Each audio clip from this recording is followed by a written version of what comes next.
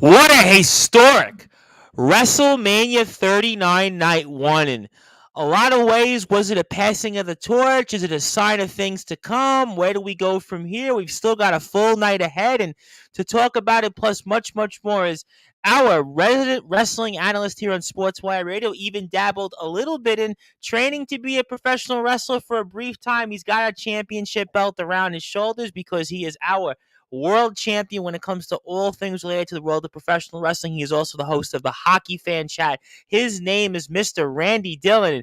Randy, do you still have a voice after what we just saw for these past 4 hours? Tom, I still have a voice. The question is, all the people in SoCal field, do they still have a voice?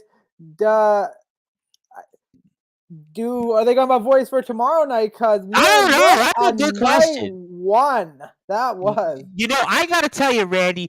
I was thinking about this, and obviously, we've watched a lot of WrestleManias in our lifetime, and I think that this might have been, at least in my recent memory, when it came to pretty much start to finish, every match was something special. Even the unannounced match of The Miz and Pat McAfee, for what it was a fun match. And I can never remember a night of WrestleMania where nothing was a clunker. I mean, literally every match, even the Fatal 4-Way Tag Team match, which we kind of laughed at, was a great match. There was a number of great spots there. And again, I trying to think about this, Randy. I don't think I've ever seen a WrestleMania night one at the very least, where top to bottom, start to finish, it wasn't a clunker.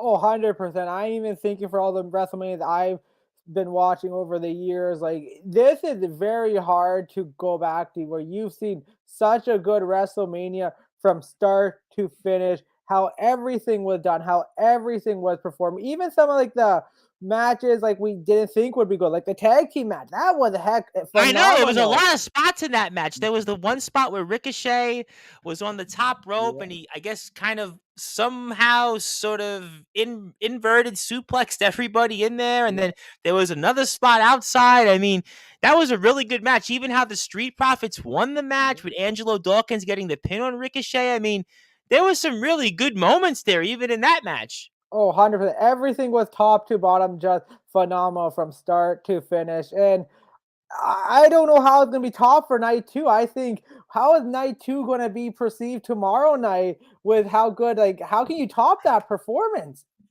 I don't know. That's a good question. And I want to kind of start at what we just saw a few minutes ago. And obviously, I mean, what a match between the Usos and Sammy and KO. And I mean, there was so many times there you're looking at that match and the Usos are going to retain. And for whatever reason, Sammy and KO found the strength to keep getting up, and especially the spot where KO gets basically put through the table, finds a way, eventually gets up. Sammy goes through what he goes through. I mean, let's start with that. The main event. I mean, is this a sign of things to come, that the Bloodline's grip on things here and the WWE is coming to an end, or what's your thoughts here? Yeah, there's definitely some dissension now in the Bloodline. I think that's the first major loss in the Bloodline since maybe when Jey Uso was just around as a one guy with Roman Reigns, before Jimmy, before Solo. It's been a long time. But Tom, I gotta ask this question: when was the last time a men's tag team match main evented WrestleMania? I think that's the first we gotta answer, right? Well, maybe you go back to the first WrestleMania, but for the tag between Hogan, Mr. T, Piper. Orndorff and Piper. Yeah, that's a good question.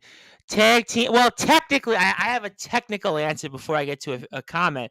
I mean, technically, Hogan and Beefcake were co-main events against Money Inc. Technically, that would be a technical term. So that would be my technical answer to that. Oh god, I don't know if that consider, but definitely it definitely shows you how Triple H creative, him being charged with making this decision. Because listen, Rhea Ripley and Charlotte, you could have went anyway with both those matches. They delivered. That was the toss-up, and last time on the show with Chris Belcher, when Chris, a guy who probably doesn't have a voice, one of those people you refer to, that was a match where we literally didn't know where that was going to go, and that was kind of, to me, the toss-up one tonight. Oh, exactly. Like, that was, I think, it was delivered well, strong. An interesting spot there, very heavy hitting, a lot. Like, like I gotta watch their first match at WrestleMania 30, I think what 36 in the PC to see. I know COVID, yeah, the COVID it's era. going to Yep, be a different reaction, 36. but just how everything was done there, because like, it was just another level here, and I definitely we are seeing like I said, the days of the four horsewomen, Becky, Bailey, Sasha Banks, Charlotte Flair being on top of WWE, I think is coming to an end because you got Rhea Ripley there, you got Bianca Belair, Asuka, you got there, Raquel Rodriguez, you got Chelsea Green. There's a lot of talented women, and this is just naming a few. Like we're not forgetting naming Alexa Bliss, Io Shirai, Liv Morgan. Like there's a lot of talented women on the roster now, and I think the days of it just being Bailey, Becky, Charlotte are coming to an end. As it should. And I have a comment here from somebody, a referee actually from Nonstop Action Wrestling and the Wrestling Appreciation Society, Mr. Sammy Rice, actually, the Sammy Rice. It's silly o'clock in the UK. It's 5:12 a.m. there, so I'm headed to bed. Great night overall, but insultingly disappointing main event. I mean, you want to comment on that? Because, I mean, I didn't feel it was disappointing. Maybe it was disappointing that maybe Sammy Rice wanted the Usos to retain. I mean, what's your reaction to the last part of that comment? Was it disappointing, or give me your thoughts? The disappointing part I'm a little interested in, where was Solo in this whole thing? Because that's Yeah, one thing. that's a good point. You know, I was wondering when he was going to come out. Yeah, I was and wondering that. That's a fair point. the other thing, it did take a while for the match to get going. Like it really did, like Charlotte and Rhea really got things going right away. Where this, it took a little bit time, but it told a great story. I think overall, the story the match told, the how it built up, how Sami Zayn did the three Halula kicks at the end to Jey Uso with everything he'd been through, and let's not forget how Jey Uso treated him at the beginning of when Sami was part of the Yes, bloodline. for Like months. it's That was for months. That was yeah, basically where he didn't even want to bat an eye towards Sami Zayn. exactly.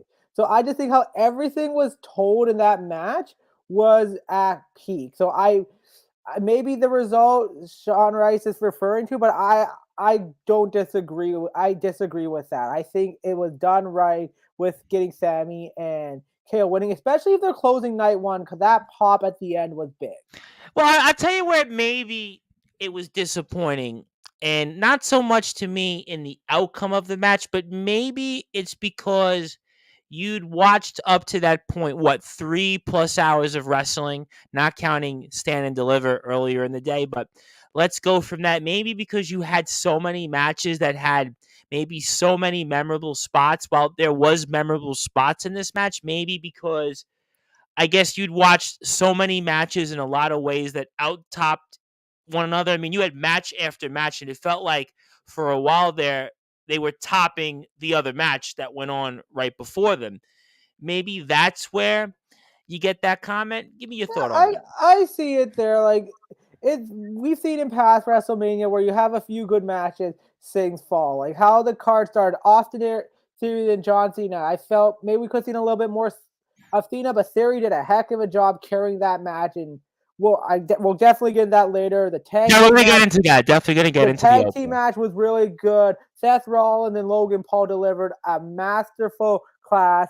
Yeah, Then we you talked about that last night. We did think that was going to be a good match. I think yeah, we actually thought that was going to be a match where Logan Paul, when he's in these matches, he actually delivers, believe it or not. he's a commodity. Logan Paul is in professional wrestling, and I might be speaking like I know if it's AEW fans saying, maybe we should get Logan Paul. Listen, Logan Paul had that following. He has shown he can compete with some of the best, Roman Reigns, Seth Rollins, in big main event pressure and put on spectacles. And this match he had with Rollins, he was more involved in the match than Roman, where Roman was a little bit more of you shouldn't be along.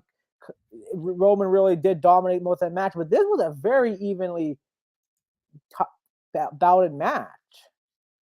No, no question. I think that this match had a little bit more where it was neck and neck. And I want to get to the new Messiah, Nicholas Crenson from Wrestling Championship Entertainment, who's usually with us on a number of Sportswire shows, says, with the match quality alone on night one, this is already the best Mania of all time. Sami Zayn and Kevin Owens versus the Usos is one of the reasons why I love pro wrestling. All right, so let me come back to this. I mean, I know it's early to quarterback this, or let's say get with the puck for the hockey reference here, but I mean, are we talking off the bat best WrestleMania of all time, or we still have to go through tomorrow night? Or I mean, walk me through that. I think if tomorrow night delivers just as well tonight, this I think is the best WrestleMania all time. I'm trying to think because I've been watching. I missed the first 20 WrestleMania, so I'm thinking WrestleMania past WrestleMania 20. I'm just trying to think of a show that just delivered so well, where in even like, gimmick wise, like yeah, the Pat McAfee and Miz you didn't need to deal with, but I still thought it was pretty entertaining. Corey Yeah, Graves, I I don't. was gonna say that actually, for what it was, wasn't really like a horrible match. I mean, it was kind of what we expected, right? Miz was gonna get his uppings. Pat McAfee always likes to mix it up. You had George Kittle on the outside come in. I mean, Mhm. it was kind of for what it was. Probably a match to get the crowd a little bit maybe back into things so they could get Yeah, ready for the main event, if that makes sense. I mean, so for what that match was, I mean, it was okay. I mean, it really wasn't embarrassing by any sorts. absolutely, Tom. You made the right point to get the crowd back in before the main event because the crowd up to that point before that you had the emotional match between Dom and Ray. Then you had the clash between Rhea Ripley and Charlotte. If they would have just did the main event, the crowd would have been just possibly you wouldn't have seen some of the pops there. They would have just been exhausted at that point. Absolutely, no question about it. And also, our friend Casey Jack Bradley, also from the UK, is up. WrestleMania was amazing.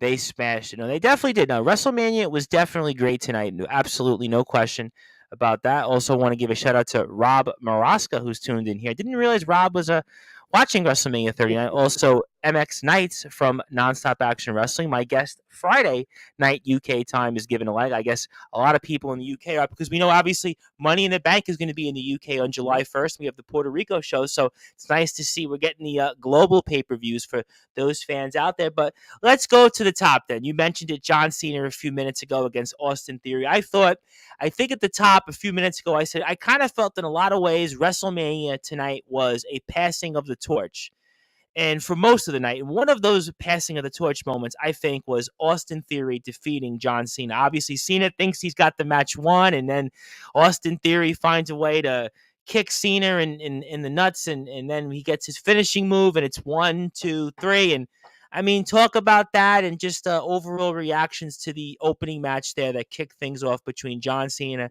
and Austin Theory, which I kind of felt was a passing of the torch. You have to give credit to Austin Theory at what he did in that match because you got to put in perspective. This is John Cena's first WrestleMania real match since 34 back in New Orleans in 2018 with that Yep. match against The Undertaker. This is really his second big match since SummerSlam 2021 when he fought Roman Reigns. So Austin, for John Cena not being in the ring that long for the performance he done, also let's not forget him running down that long ramp. That takes energy out you. It was funny you said that. I was actually thinking about that because considering I hate to say he's 45 now, and I was like, wow, how is he going to be able to run and sprint down there to, and he actually did okay. He didn't do terrible. Exactly. So give credit to Austin Theory because he did a great job carrying that match, setting the pace, working with John Cena, telling a great story. You're absolutely right. It is the passing of the torch, and I said it a tweet a couple of times. It's the now for Austin Theory. A year from last year WrestleMania, losing to Pat McAfee, through everything that happened, getting pushed down our throat by Vince McMahon, really believing in him, wanting to make him the guy, the Money in the Bank, the debacle, him getting rebuilt.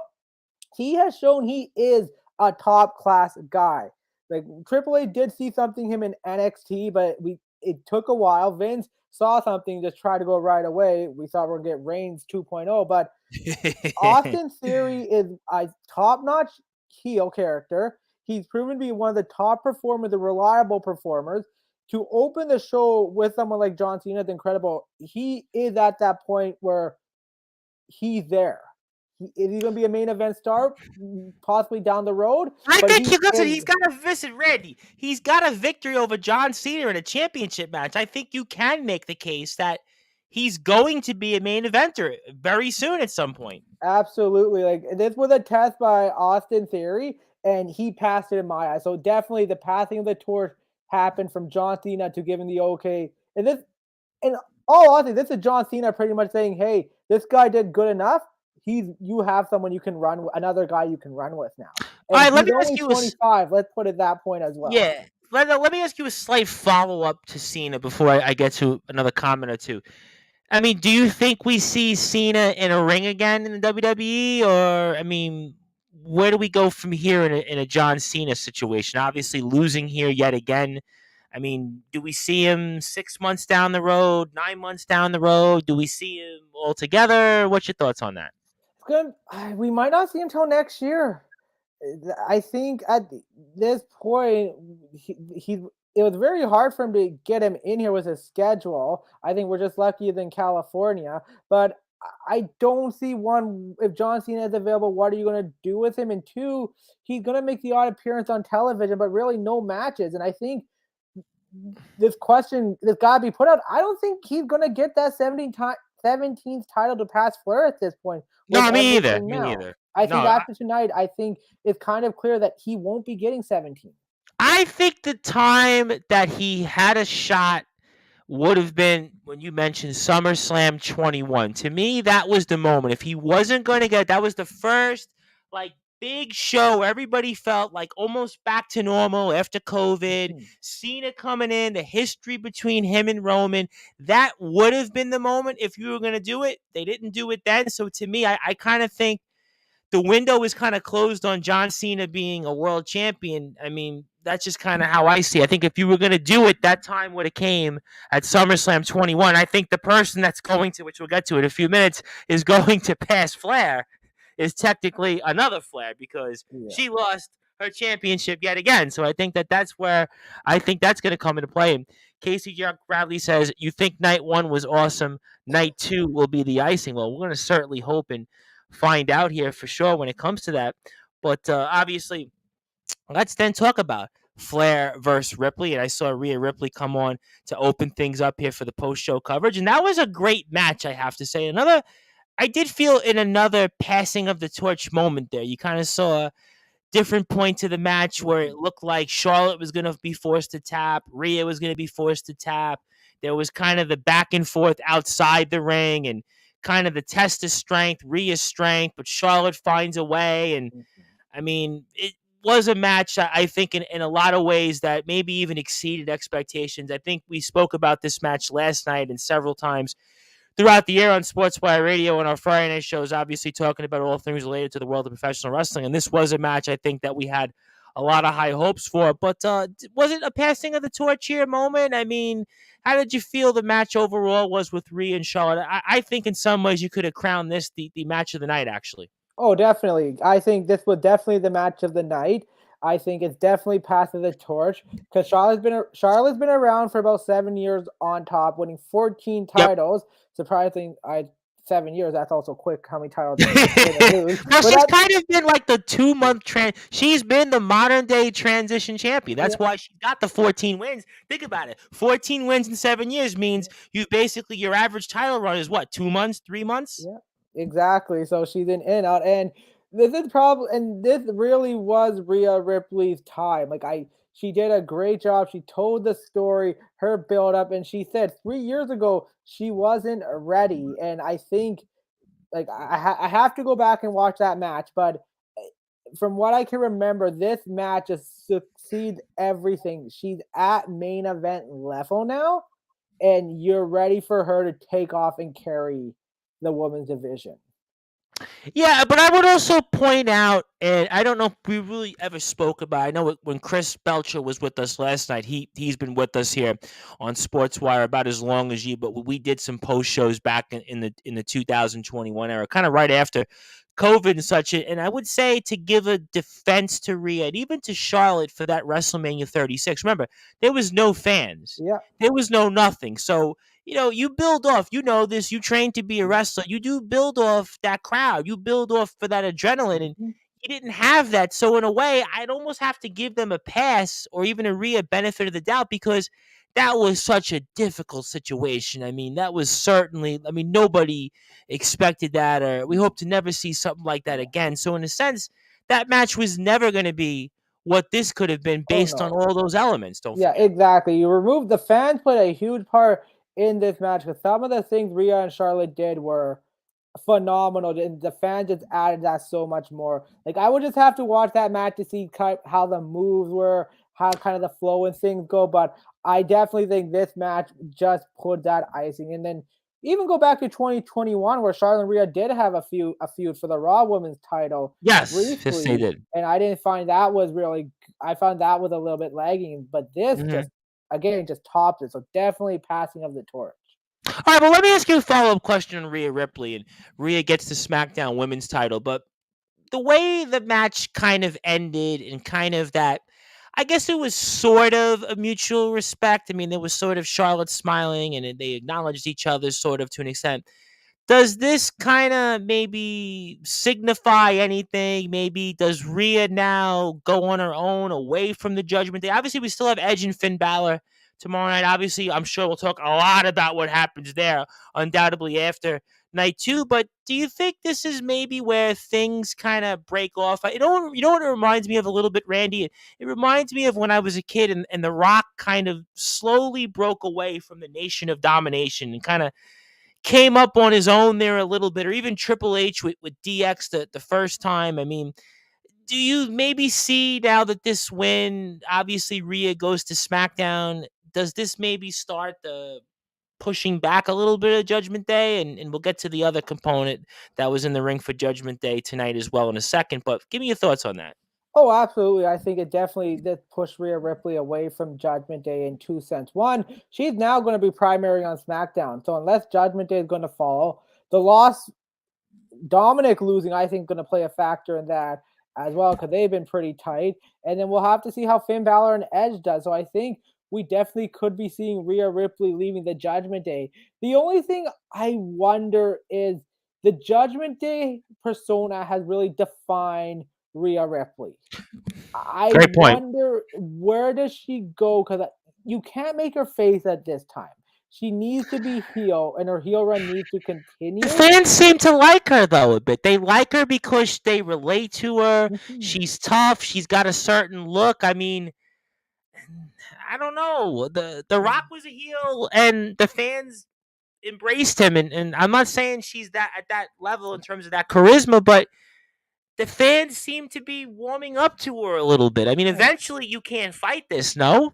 No, you definitely can't. But I think you can. There are ways you can transition heels to face long term. I think we've seen it a couple of times with Charlotte. I'm trying to think. Seth Rollins is a good example Well, where he Seth started Rollins up has been. heel. I mean, he's been Bobby back and forth. Kevin Owens has been back and Bobby forth countless Lashley. times. There's Yep. definitely ways you can do it, but I think just starting off and maybe down the road, like maybe in a few months, you can slowly make her a face. But right now, I think this heel persona needs to continue for a little bit All for right. her to establish. Let me ask you one follow up on this match, and I was thinking about this while the match was going on, especially toward the second half of the match, and maybe going back to Sammy Rice's comment about the main event being disappointing. Would you have slotted Charlotte and Rhea as the main event? Because we spoke about this last night on the show. I mean, would you have had them the main event, or you had to go because of Bloodline? The Bloodline had to main event night one. Where would you have gone on that? I would only slot this the main event if the Usos were going to retain. Because Ah, I think the good point. pop for Sammy and Kevin at the end were just too big for you not to give them to close out the night. If they were going to retain the title, then definitely I give them Charlotte and Rhea the night one to close. But because of how the ending went, because if the Usos win at the main event, it's gonna be kind of a sound noise. People there might be complaint like, but I think they did the right move, especially long term as well. Well, I mean, the reason you could still, at least in my mind, have gone Rhea Charlotte main event because the fans don't really seem to be that behind Charlotte. You still kind of have that. I guess, quasi feel good moment. I know at WrestleMania you always want to have the crowd go home happy. It's WrestleMania. It's the biggest event of the year, and it's one of the biggest events, frankly, not just in sports but in everything. But that was just kind of my point here. But we are on Sportswire Radio. We are talking night one here of WrestleMania 39 with myself and Randy Dillon, and Randy does a great job for us on Sportswire Radio. You can follow Randy on Instagram and Twitter at Randy DHILOM. You can also catch him on sportnarium.com/player, where 24 hours a day, 7 days a week, 365 days a year, we play great content like the Hockey Fan Chat, which Randy is obviously the man behind. That he has created a great show with the likes of many from Sportswire Radio have been on: Justin Gianelli, Neil Villapiano, and so many other people. And my name is the Reverend Tom Bryce. And if you like what you hear from us on Sportswire Radio, continue to give us a like and follow on Facebook at Sportswire Radio. We're getting closer to 600 followers now. I got another couple of likes over the past few days. That's always a good thing. YouTube gained some new subscribers of late. We're at Sportswire Radio on YouTube and the aforementioned sportnarium.com/player. I want to give a big shout out to Anastasia Riznia, always with us. I know Anastasia, not quite the biggest WWE fan, but does watch all of our shows for our UK coverage, and she's in her glory because she is a San Diego State University alum, and they are in the national championship game in college basketball, so congratulations to her. But we are talking post-WrestleMania 39, night one with myself and Randy Dillon. You know, Randy, we talked about this passing of the torch between John Cena and Austin Theory. We talked about, obviously, Rhea and Charlotte, but yet everybody, when I asked the question about Dominic Mysterio, Rey Mysterio, everyone's like, Dom's got to win this. Dom's got to go. And yet we see Rey Mysterio finds a way to win. I mean, this wasn't quite the passing of the torch moment, but yet I still feel like it was a passing of the torch match in a number of different ways. But I mean, give me your reactions to that match. I think it was a great match, but maybe the ending was unexpected to some, at least yourself and Chris Belcher last night. Definitely a little bit surprising Rey Mysterio won. And I actually thought about this after. You induct him in the Hall of Fame. Him losing, now remember, Flair did lose, but I think we kind of knew Flair's career was coming to an end. Yes, I think that we all thought Flair was going to be done, at least. Rey, I think, is still going to go for a bit. I think giving him this win is good. I think the passing of the torch is Dominic is shown he can compete at a high level and possibly main event status down the road. I think there will be a rematch at Backlash in Puerto Rico, and I think that's where Dom's gonna get the win. And it's gonna be a really pro Rey Mysterio crowd there in Puerto Rico. How much Rey Mysterio? Don't you think that might even be worse though in Puerto Rico to give Dom a win like that next month? I mean, because like you said, that crowd with the Mysterio history, his heritage, his background. I mean, I know he's not Puerto Rican, he's Mexican, but still, I mean, that name is certainly synonymous down there. You really think that Dom is going to get a win? It's going to be moving tougher in that environment, no? I think Dom has to get the win there. Otherwise, all this work you've done to build up Dom, it kind of hurts him. I was thinking, well, does this hurt Dom? Well, in a way, yes, or not in a huge way, because again, you had the Hall of Fame last night, everything that's going on, Rey win, how the family was involved. And Bad Bunny played a huge part in this match as well. I don't think he's going to be playing a part of the other match. So I definitely think the rematch at Backlash, if it does happen, I think Dom does get the win, and I think that will solidify Dom even more. But the passing of the torch is, I think, you compete with your dad on the grandest stage of all. This is your biggest singles match in a very long time probably since your debut match against Seth Rollins. Well, didn't he have a match with Edge? Couldn't you say theoretically a match on Raw against Edge? I mean, it's Edge, right? Yeah, that match with Edge was I know, but I don't think Edge. I mean, the stage. It was just a match that how it kind of played out like this. The emphasis, WrestleMania. You're wrestling your dad. Have you tormented, changed the family dynamic? I think he's done everything right. He now just needs that win over Rey Mysterio to solidify himself. Yeah, I mean, I guess if you were going to go Rey over Dom, it's because the feud is continuing. Some of these other matches we spoke about, pass of the torch, they're probably not going to happen again. Cena, who knows when he comes back. Charlotte, probably going to be some questions, I'm sure, that'll be addressed on SmackDown for sure on Friday. We'll obviously talk about that then. So I guess then Ray and Dom, the feud continues. Dom still gets a win. Did you like the family and how they were kind of involved in this? Did you Yeah. did you like that? So you like that? It came in full circle because when they put that video package up, the Thanksgiving, Did Christmas. you like how he came out with the corrections truck? I mean, that was I really thought he was gonna come on the lowrider, but I think Ray coming out on the lowrider just made it better because what kind of play like I think it kind of plays to Dom like he went to prison and that really just made the shift change in him and his character coming out of that correction. I like the mask and stuff. Like I think it was well done with his entrance.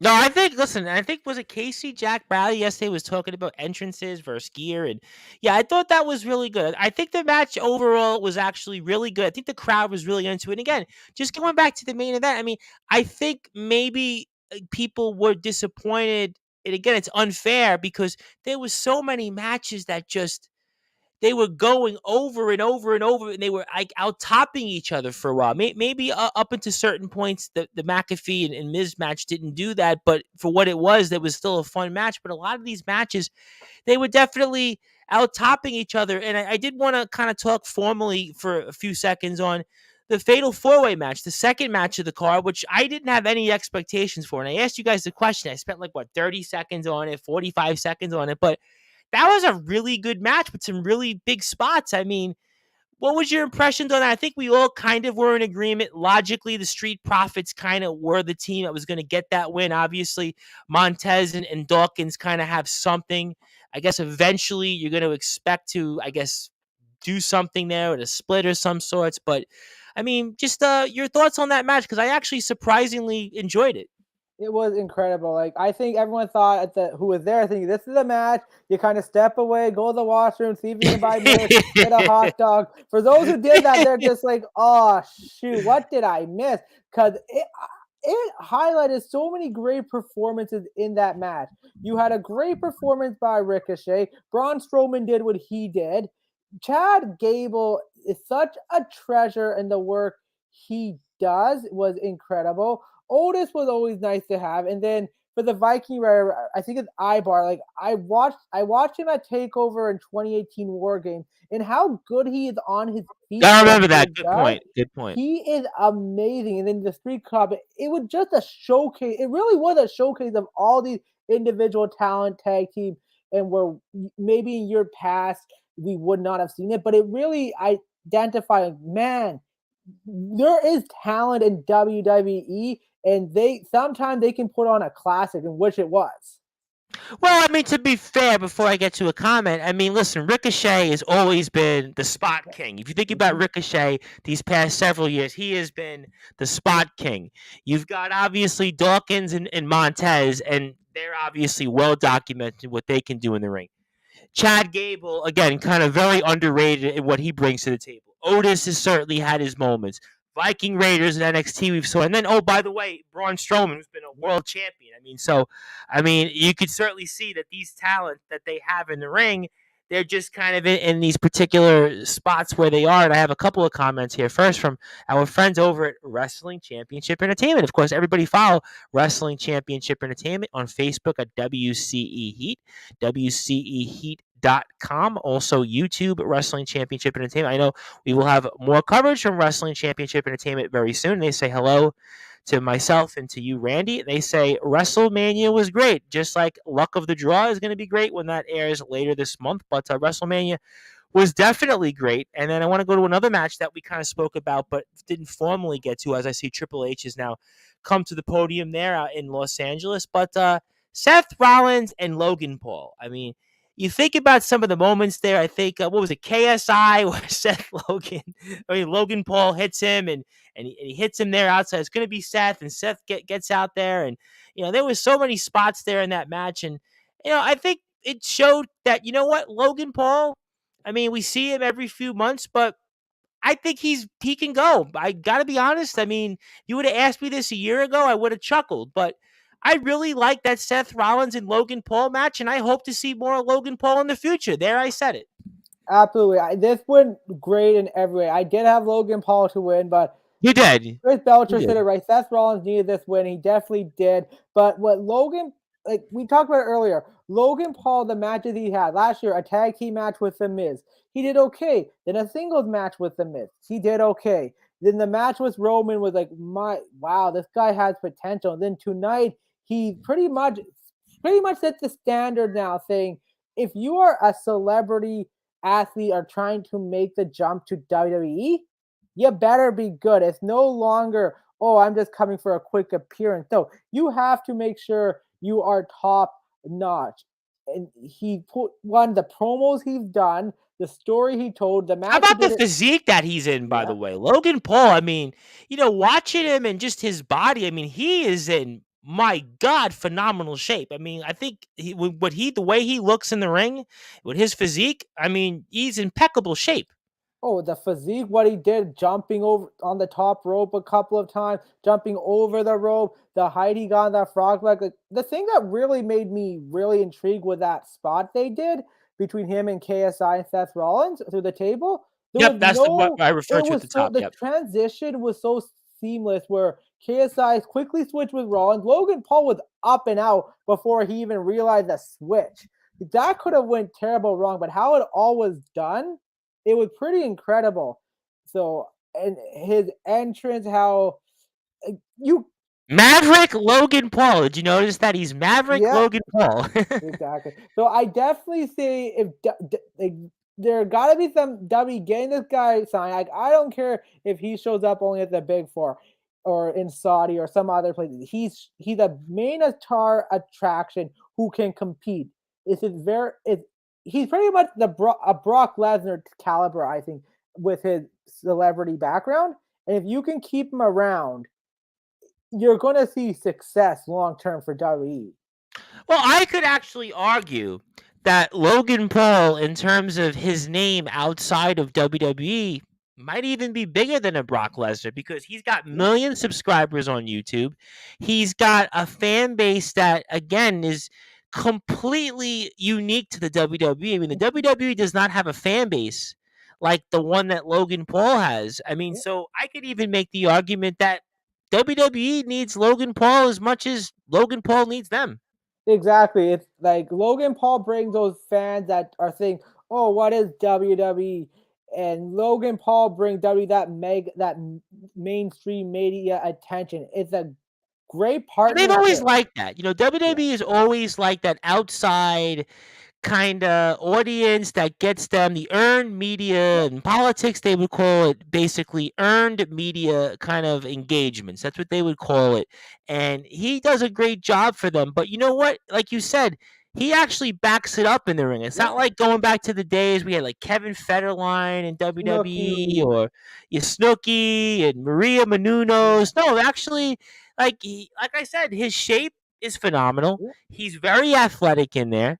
I mean, he's certainly respectable. Listen, look at who he's been in the ring with. You mentioned it, the likes of The Miz, Roman Reigns, and Seth Rollins. He isn't in there with basically, nobodies. He's really held up. I mean, I gotta say, I mean, I don't know how you use him. I don't think you use him like you said every week, but I would definitely like to see him a few times a year. Exactly, and we're just, and can he top what he's doing? I think that's gonna be the big question for him. He's ready. He keeps topping himself. I want to see, can he keep going? Could we possibly see maybe down the road one day? I'm not saying gonna happen, but one day Logan Paul wins a world title. He's shown he has Well, that didn't we ability. speak about we spoke about this months ago. We did speak about this months ago when he got the shot against Roman Reigns where he I guess got injured and it was kind of I guess you thought about it. You said, well, he's got what, 3 million subscribers on YouTube, whatever it is, and he's got this fan base that again the WWE, it's very unique even to wrestling altogether. And I mean, from that standpoint, the promotion you could have made the argument at that moment. I mean, I don't know if I'd make him a world champion still, just because of the fact I don't know, like you said, how much he could actually do on a week to week basis. But in terms of his draw, his star power, and his attractions, I mean, he's definitely a main event guy. I mean, no question about it. Ex- Can't deny that. exactly. It's something, who knows is gonna happen, but it could happen. And WCE has some comments here for us. Also, Logan Paul did a great job. He put up a great fight, and I guess WCE management needs to clarify.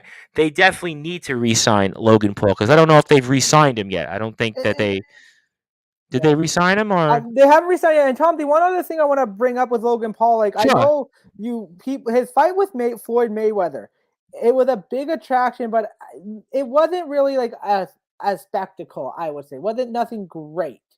The stuff he's done the last two matches in WWE with Roman Reigns, Seth Rollins, it's it's been phenomenal. I'm gonna tell you the difference, and it's a fair point, and Yeah, I know what you're saying because I remember watching that fight. But I'm gonna tell you the difference when you're in a boxing ring going out and boxing, and especially somebody like a Floyd Mayweather, whether it's an exhibition or not.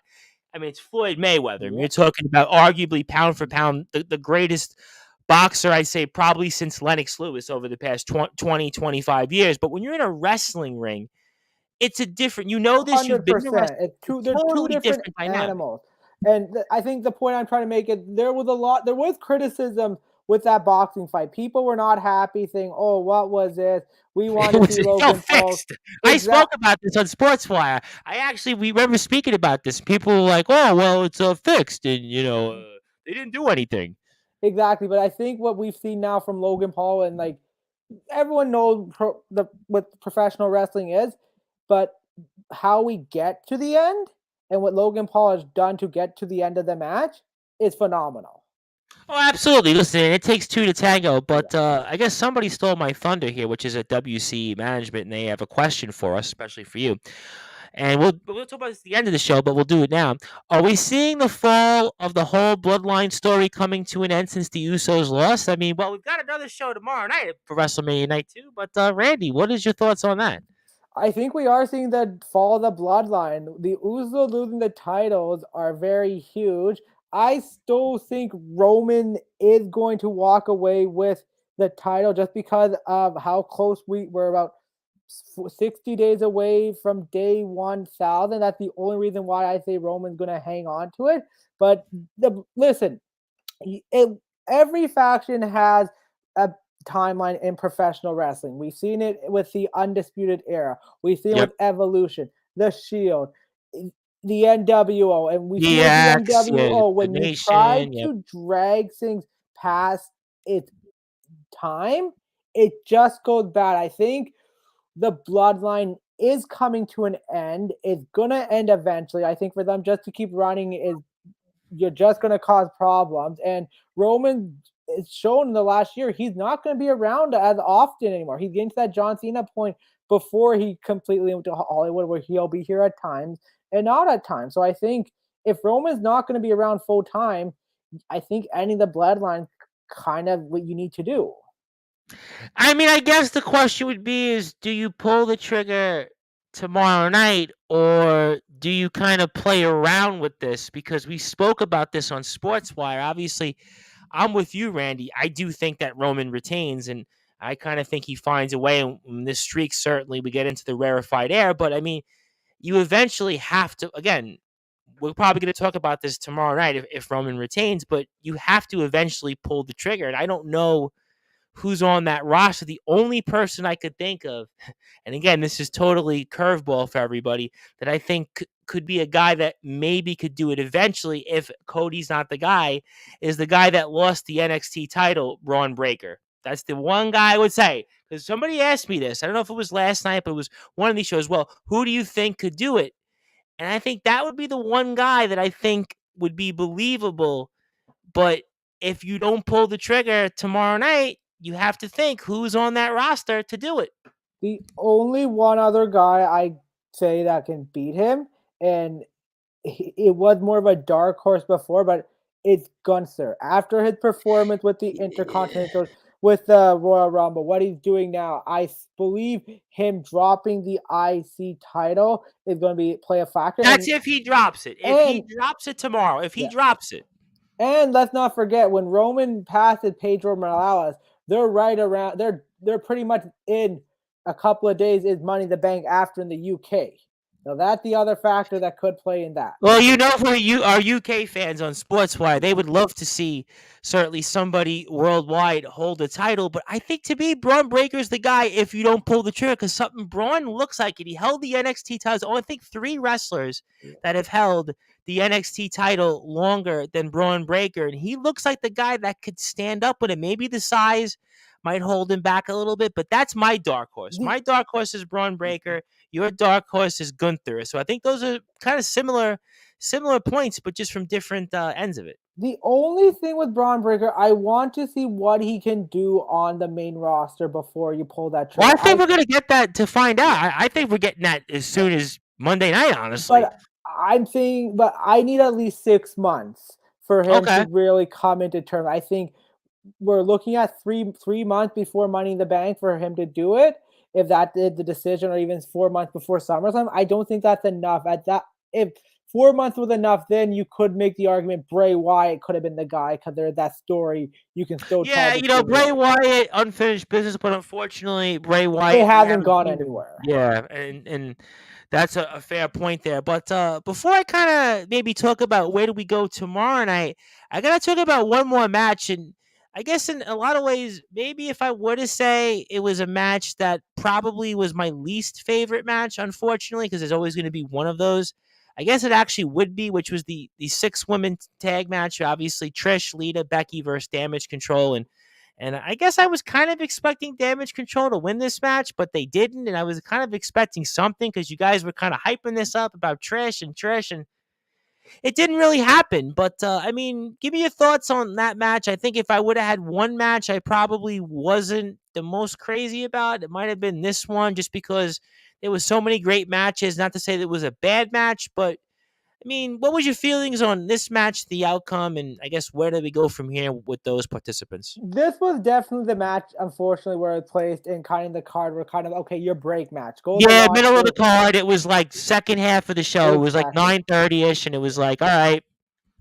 Take your break, whatever. It was a decent match, but there were things lacking of, like, I think, unfortunately, I don't think Lita can go at the level we all wanted to go. There definitely was some concern, some of the spots she did and some of the moves she took. I don't think she can go anymore at that high level. I would love to see more from Trish, who really we didn't see much from. And then Becky that's why I was kind of disappointed with. We almost saw like a muted Trish Stratus in the ring, outside the ring.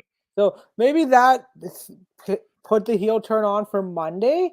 But yeah, and then the question now is, what do you do with Damage Control? Do you push them their own separate ways? And then I feel the only one who kind of benefit from that is Io Shirai.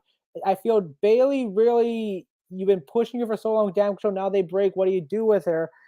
Dakota Kai, again, there's some things what you could do with her as well. So it's an interesting spot where that is. And then also as well, the winners, okay, how long are Becky and Lita going to hang on the tag team titles at this point? Is it going to be for a few weeks?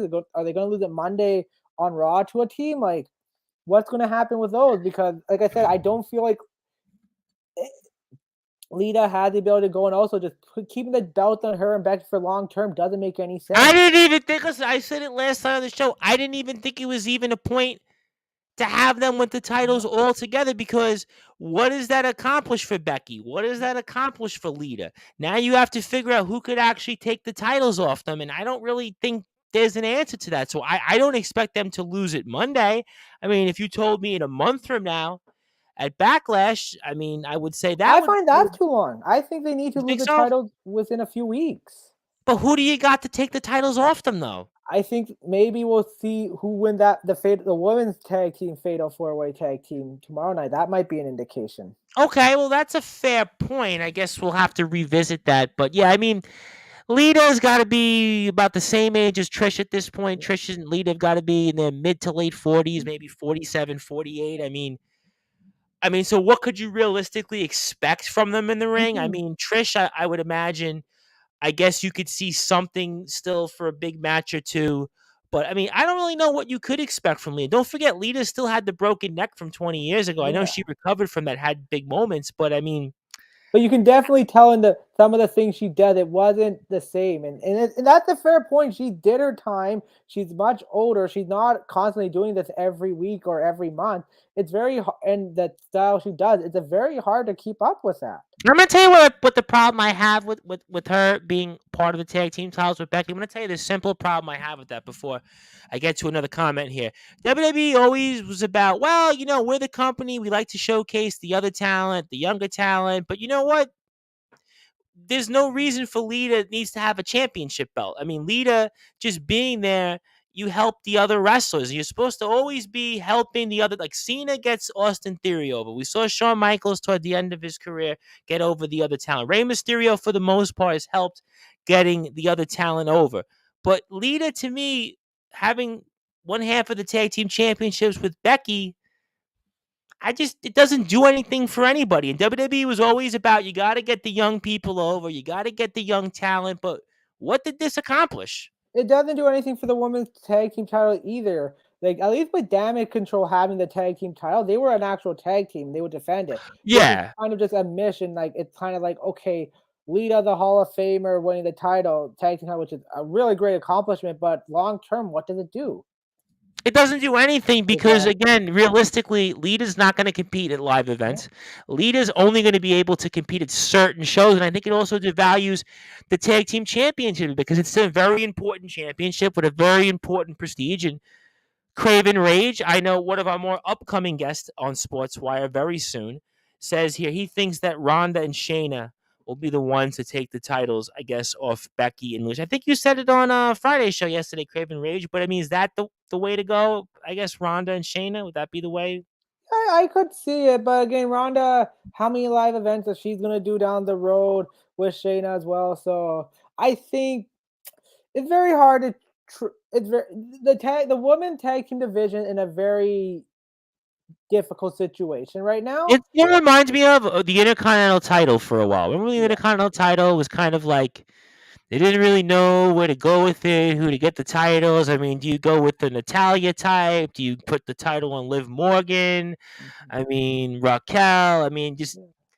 I don't know. I mean, I just to me they're kind of in a cluster there with that. So all right, so obviously we spoke about night one. So then it leaves us for night two. So where do we go from here with night two as we get ready to close the show out here tonight of our post WrestleMania 39 night one Well, reactions?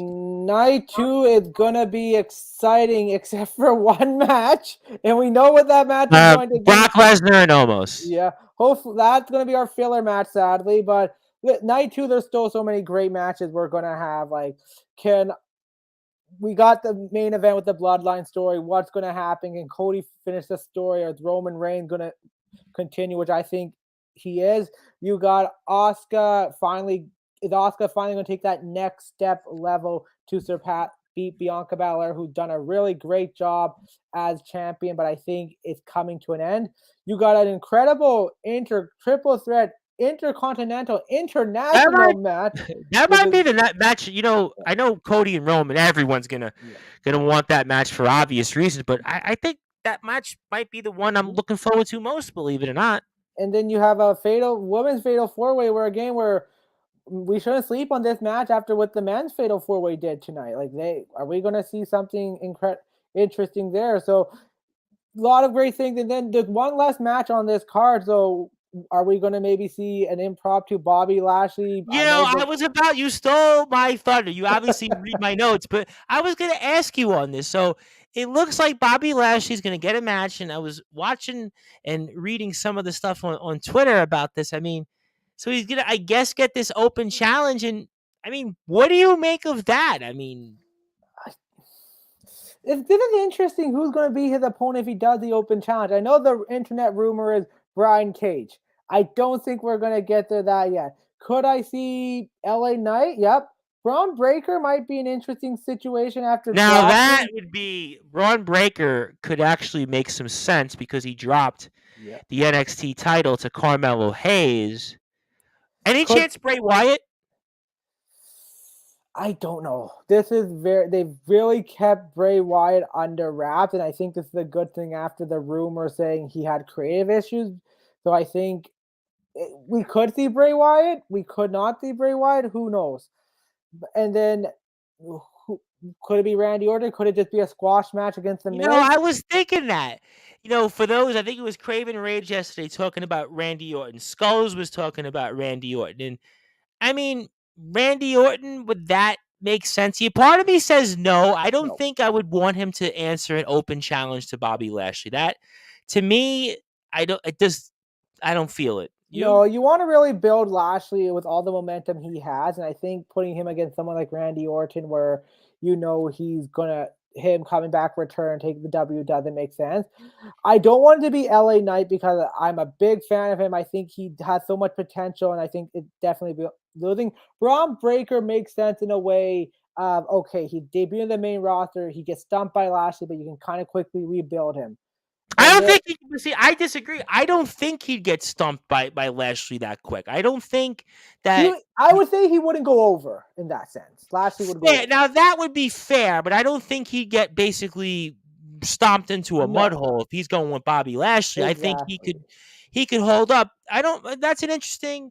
I'll have to throw it out there just because people were throwing his name out last night on the show. I mean, does a Jay White just No, because I heard his name? That doesn't make any sense he's to me.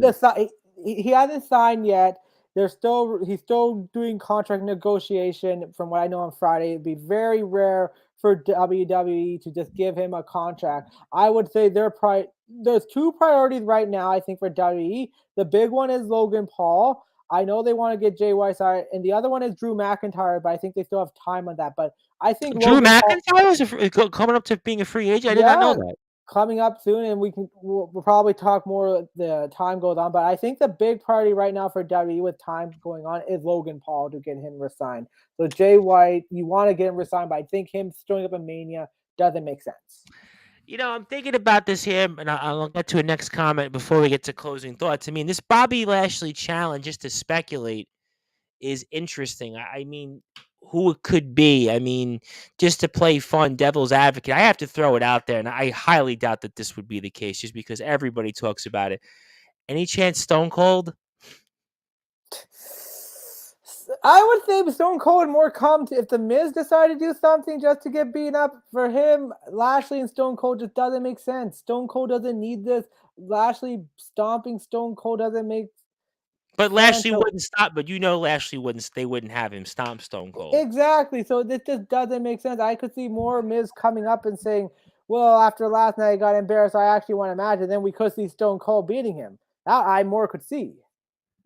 All right, because everyone says I will Stone Cold. So, couple of comments here toward this. And Craven Rage, again, another person. I'm in the dark because I try my hardest not to read this spoiler stuff. But it's rumored that they want Bray Wyatt to bring the Fiend. So is that the answer here? Which is what my first gut was Bray Wyatt. But what do you say to What that?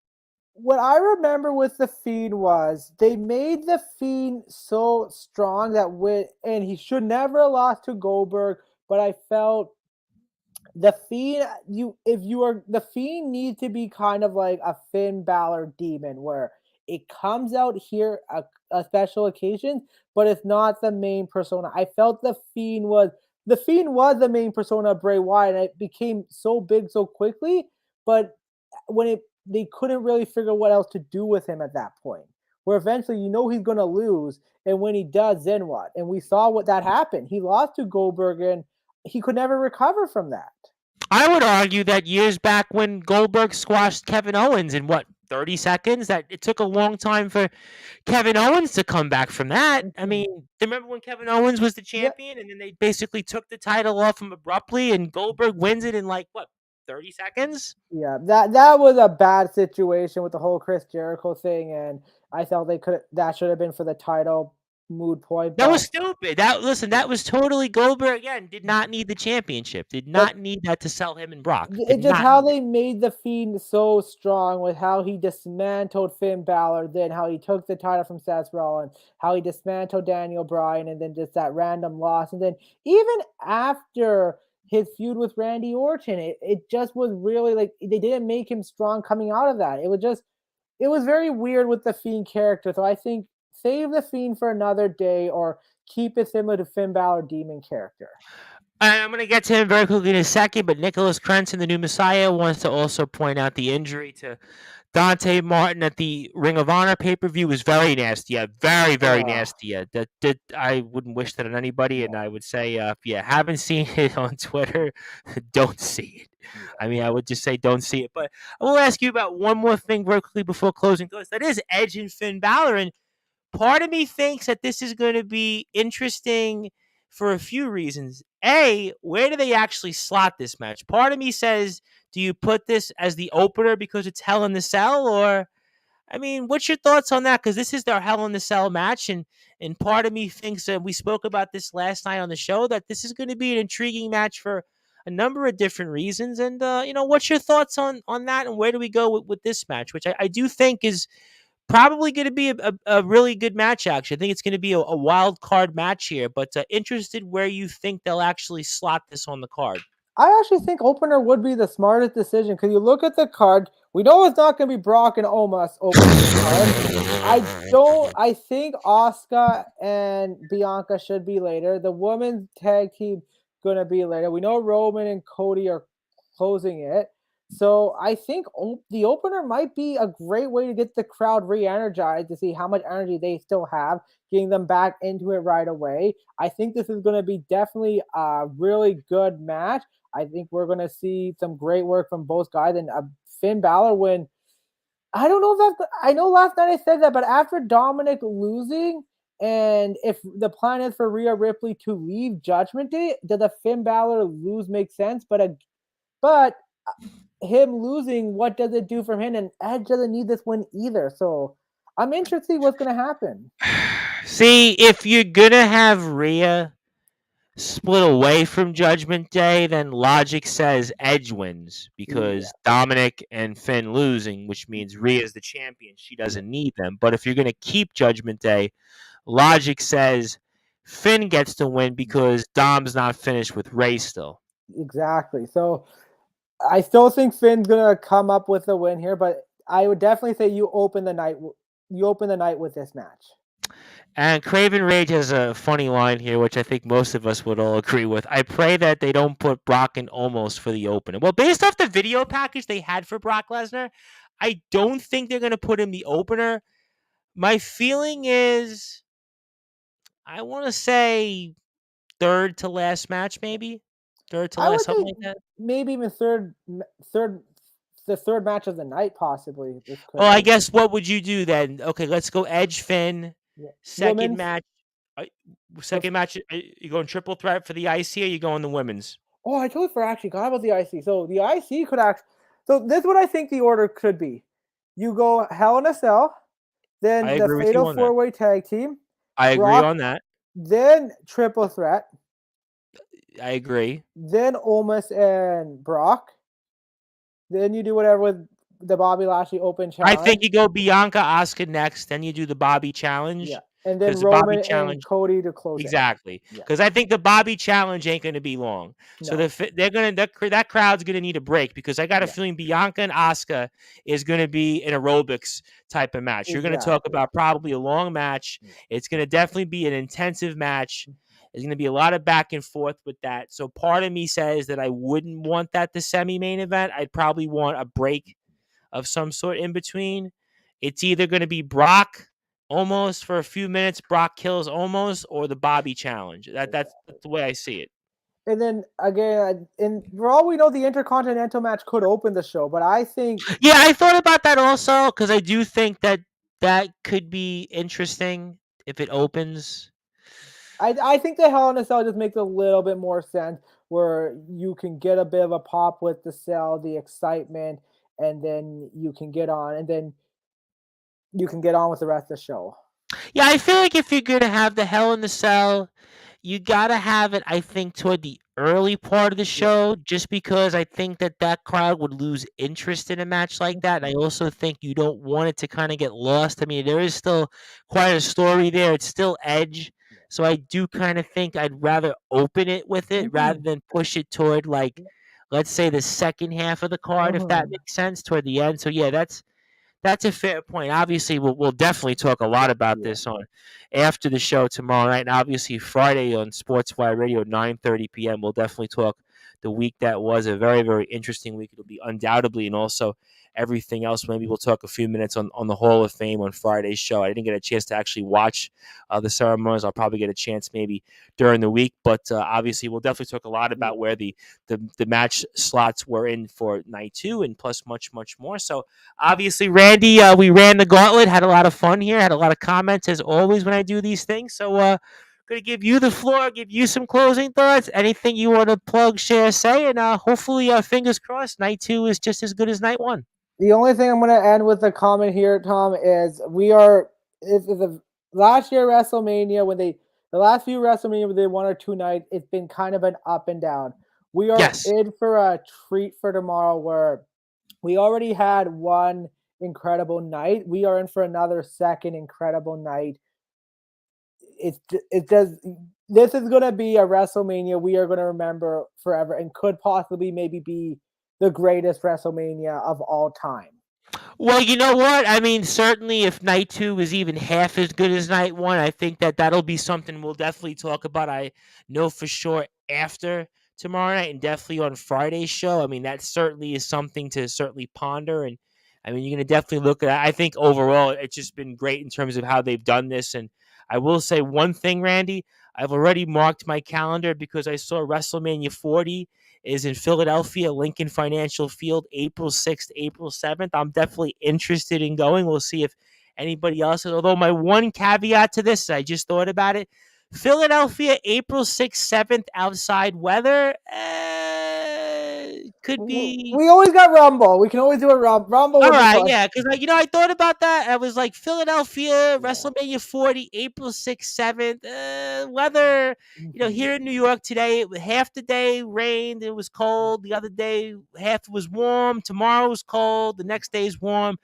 April 6th in interesting location they picked in Philadelphia. 100%. Yeah, so Yeah. I don't know. Maybe SummerSlam or the Rumble might be a better destination, a warm Absolutely. weather destination. All right, so great stuff. Everybody can follow Randy at Randy DHILO on Instagram and Twitter. We'll be back tomorrow night for sure, and looking forward to that. And I want to thank everybody that has tuned in. And if you are on sportnarium.com/player and you desire to stay up, we'll have more wrestling reactions from shows like the Wrestling with the Truth podcast, a work in progress, plus much more.